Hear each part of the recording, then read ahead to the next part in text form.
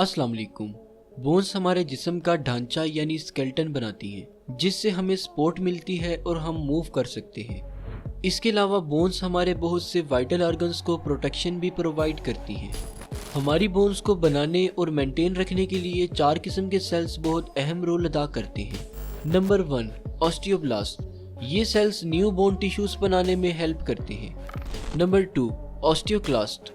ये sales unwanted bone tissues को remove करने में हेल्प करते हैं। Number 3, chondroblast and fibroblast. ये सेल्स कार्टिलेज और कोलेजन प्रोटीन्स की प्रोडक्शन में हेल्प करते हैं। Number 4, osteocytes. ये सेल्स बाकी तमाम सेल्स को सिग्नल्स प्रोवाइड कर रहे होते हैं ताकि बोन की मेंटेनेंस कायम रहे।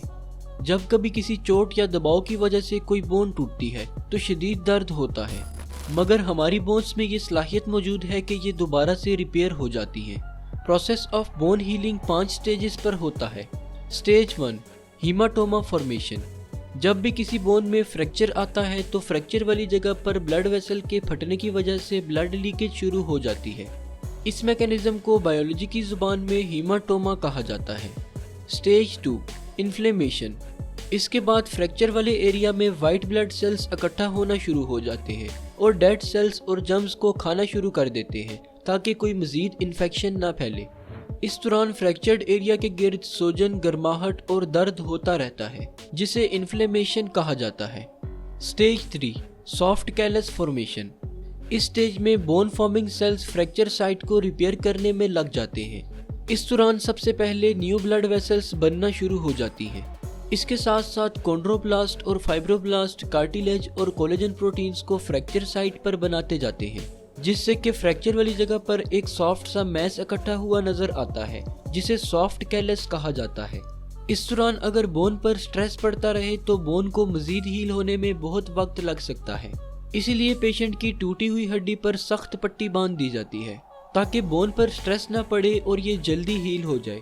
Stage 4, hard callus formation.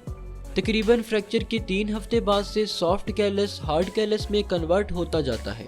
Soft callus को हार्ड कैलस में कन्वर्ट करवाने में ऑस्टियोब्लास्ट बहुत अहम रोल अदा करते हैं। ये सेल्स कैल्शियम और फॉस्फेट को सॉफ्ट कैलस में इकट्ठा करते जाते हैं, जिससे कि बोन में हार्डनेस आ जाती है।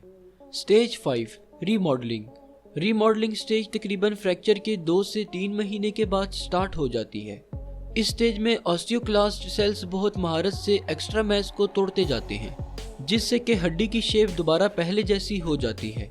रीमॉडलिंग स्टेज में अक्सर सालों भी लग जाते हैं, लेकिन फिर भी हड्डी के टूटने का थोड़ा बहुत निशान रह जाता है। बोन के हील होने में कितना वक्त लगेगा ये डिपेंड करता है कि कौन सी बोन में फ्रैक्चर आया है। आपको कोई हड्डियों की बीमारी तो नहीं, जैसे कि ऑस्टियोपोरोसिस वगैरह, जिसमें हड्डियां कमजोर हो जाती हैं।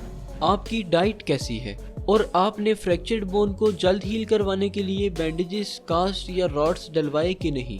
शुक्रिया, अल्लाह हाफिज।